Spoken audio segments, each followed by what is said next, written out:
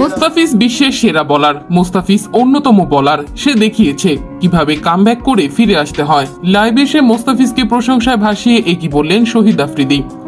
দর্শক, আইপিএল এর দিনের দ্বিতীয় ম্যাচে সানরাইজার্স হায়দ্রাবাদের বিপক্ষে ৭৮ রানের দাপটে জয় পেয়েছে মুস্তাফিজের দল চেন্নাই সুপার কিংস।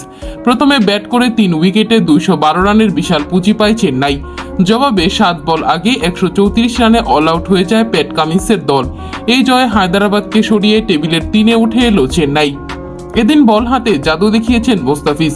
মাত্র ৩ ওভার বল করে ১৯ রান দিয়ে ২ উইকেট নিয়েছিলেন মুস্তাফিজুর রহমান, যা ছিল সত্যি দুর্দান্ত। এই ম্যাচে মুস্তাফিজের কাটার স্লোয়ার দেখে মুগ্ধ হয়েছেন সবাই।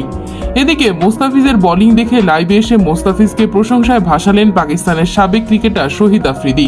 তিনি মুস্তাফিজ বিশ্বমানের বোলার, আর বিশ্বমানের বোলাররা জানে কিভাবে কামব্যাক করতে হয়। তাই সে দুর্দান্ত বল করে বুঝিয়ে দিল কেন সে বিশ্বমানের বোলার।